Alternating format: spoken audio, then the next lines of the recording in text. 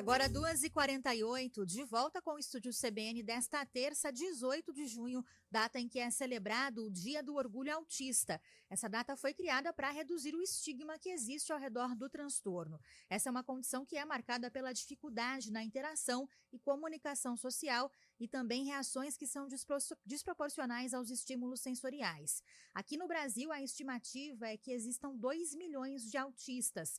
Algumas pessoas recebem já o diagnóstico na infância, mas em alguns casos o diagnóstico passa despercebido e só acontece na vida adulta. Sobre a importância desse diagnóstico correto, nós conversamos agora com a doutora Jéssica Amorim.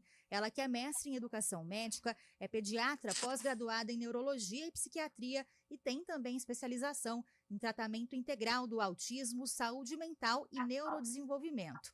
Doutora Jéssica, boa tarde, bem-vinda ao Estúdio CBN, tudo bem? Tudo bem, muito obrigada. Prazer enorme falar aqui com você. Esse dia tão especial que é o Dia Mundial do Orgulho Autista. É um prazer enorme estar com vocês aqui. Doutora, e falando sobre o diagnóstico da doença, né? A partir de quantos anos a gente consegue já ter sinais de que a criança ela tem o transtorno do espectro autista e como é feito esse diagnóstico?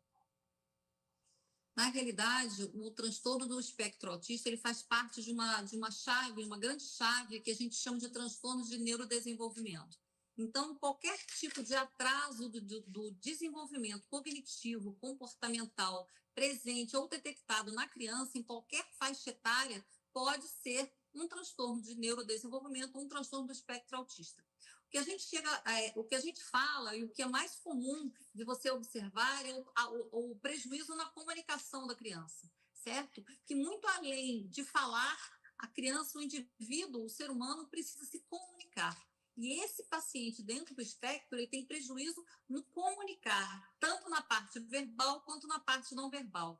A comunicação não verbal e a comunicação social são prejudicados. Então, sempre que você tiver um bebê, por exemplo, na faixa etária de 1 ano, que ainda não atende pelo nome, que não posa para foto, que não consegue interagir e socializar, e não consegue cumprir ordens simples, pense que isso pode ser um transtorno de neurodesenvolvimento, então pode essa criança estar dentro do espectro autista. Então, o mandatório, qualquer detecção de prejuízos de neurodesenvolvimento, quando a criança não atinge os marcos da idade que necessariamente precisam ser atingidos, isso pode ser um espectro autista. E quanto mais precoce a intervenção, melhor o desfecho.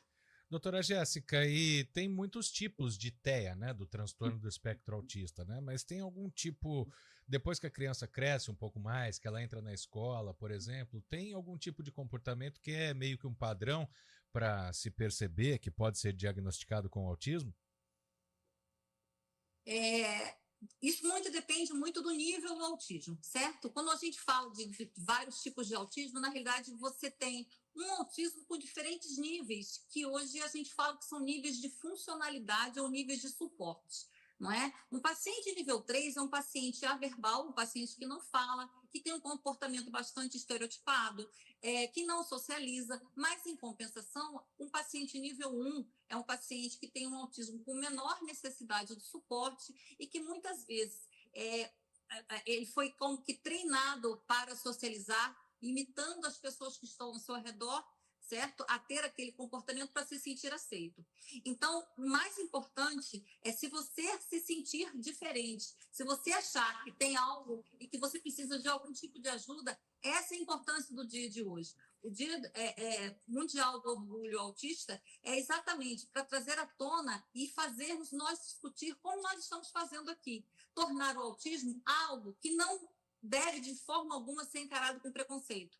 Tornar o autismo algo corriqueiro. Ser autista não é ser diferente, não é ser doente, não é ser você precisar de tratamento. Ser autista é você ter particularidades e singularidades que são suas. Autista tem que estar aonde ele quer estar, certo? Essa é a mensagem mais importante do Dia do Orgulho. É o dia do autista dizer para todas as pessoas que estão ao redor: sou autista sim, e tenho muito orgulho de ser quem eu sou. Como eu falei, o autismo depende da necessidade de suporte de cada um deles, Nós temos pacientes com muita necessidade de suporte, que são nível 3, pacientes com média necessidade e pacientes com poucas necessidades. E o mais importante, mais uma vez, divulgar e falar cada vez mais sobre esse transtorno. Autistas são indivíduos totalmente normais, totalmente comuns e que devem ser inseridos e que não podem, de forma alguma, serem excluídos e sofrerem preconceito. Doutora, quando a gente fala aí dos casos de grau mais leve, né, é possível que os sinais sejam confundidos com outras questões como TDAH, por exemplo, hiperatividade, já que se trata também de um transtorno que afeta a questão da comunicação e atenção da criança. Sim. Inclusive, eles podem ser confundidos e eles podem coexistir. É muito comum no autismo nível 1, principalmente no autismo feminino, que essas meninas passem uma vida inteira sem esse diagnóstico, recebendo múltiplos diagnósticos psiquiátricos, quando na realidade elas estão dentro do espectro, não é? A mulher autista, ela tem uma tendência a tentar imitar as pessoas que estão ao redor. Esse fenômeno a gente chama de masking. A mulher autista, ela tenta se adequar para ela se sentir aceita no grupo.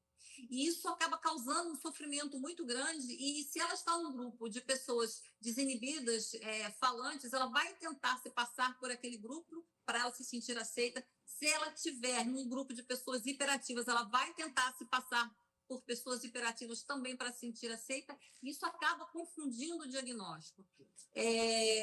Em relação a comorbidades, pacientes dentro do espectro podem ser depressivos, podem ser ansiosos, podem ter TDAH e podem evoluir, inclusive, para a psicose, quadros psiquiátricos. Então, TDAH e transtornos podem coexistir e precisam também ser feito, que aconteça o diagnóstico diferencial. Doutora, quando a gente começou falando aqui, né, a senhora citou os casos dos bebês, né, depois eu até fiz pergunta da criança que entra na escola, aí eu vou chegar ao caso dos adultos, né, que não foi diagnosticado, passou pela escola normalmente, fez uma faculdade e se descobre autista depois de adulto, né? Como identificar também, né? Porque não é todo mundo que vai fazer um exame, vai a um neurologista.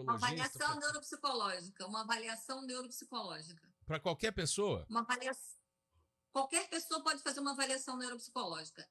Uma avaliação neuropsicológica é uma bateria de testes que um neuropsicólogo, ou seja, um psicólogo especialista que tem essa subespecialidade, ela vai realizar com o indivíduo. Nesses testes, são testados, são avaliados atenção, personalidade, foco, memória, o próprio QI, quociente de inteligência, a memória emocional, a forma de lidar, rigidez comportamental. São mais de 20 testes, onde esse neuropsicólogo, esse profissional, ele vai traçar o perfil comportamental desse indivíduo, não é? Qualquer um de nós, meros mortais, qualquer indivíduo pode fazer essa avaliação neuropsicológica. Não necessariamente você tem que estar inserido ou tem algum tipo de transtorno. De repente, você quer se conhecer mais, faça uma avaliação neuropsicológica, de repente você vai ter uma grata surpresa. Mas tem também aqueles que têm o TEA, mas que são de alto rendimento, né? Sim, nós temos isso. Antigamente era chamado síndrome de Asperger ou síndrome de Savant. Desde o DSM-5 a gente não usa mais esse termo, mas é um termo que ficou universalmente conhecido, não é? E aí são indivíduos que estão dentro do espectro, têm sua rigidez cognitiva, têm sua dificuldade de socialização, têm a sua dificuldade de linguagem, que é exatamente a linguagem subjetiva ou a linguagem não verbal. São indivíduos que têm muita dificuldade na compreensão de piadas, metáforas, duplo sentido, exatamente aquele indivíduo que está fora do contexto. Ele chega, conta uma piada e ninguém consegue entender a piada, não tem graça nenhuma. E ele acha que está fazendo uma piada muito engraçada. E você tem nesses indivíduos altas habilidades, certo? Muitas vezes são hiperfocos. Hiperfocos são assuntos e interesses muito restritos. Um autista que tem um hiperfoco, por exemplo, você vê isso muito em criança, de dinossauro. Ele vai saber todos os tipos e variações possíveis de dinossauro. E adultos que têm hiperfoco, por exemplo, em tecnologia, em robótica, esses indivíduos passam horas e horas e horas falando sobre esse assunto em detrimento a todo tipo de interação social e de outros assuntos aleatórios.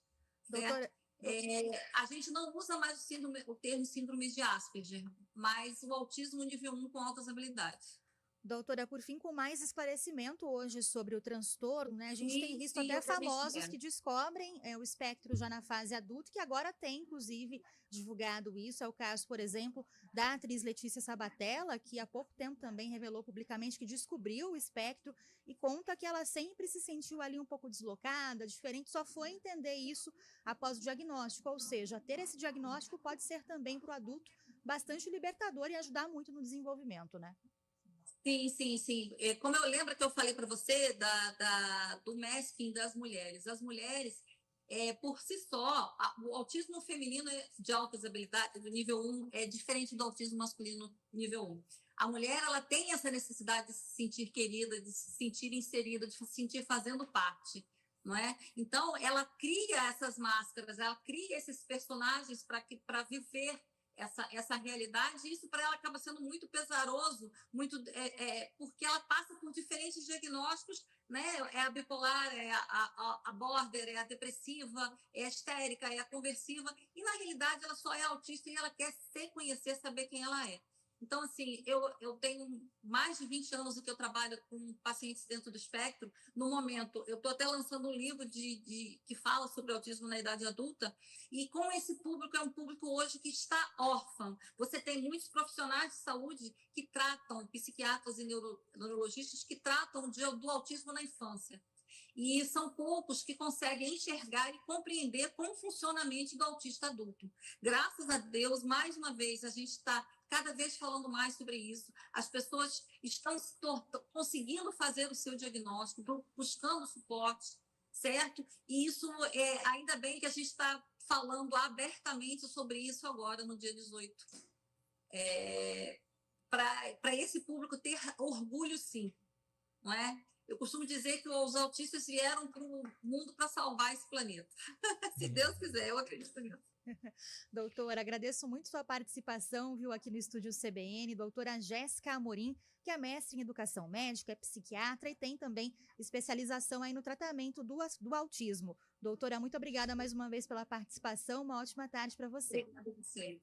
Obrigada a vocês. Boa tarde. Boa tarde. 3 em ponto. Repórter CBN.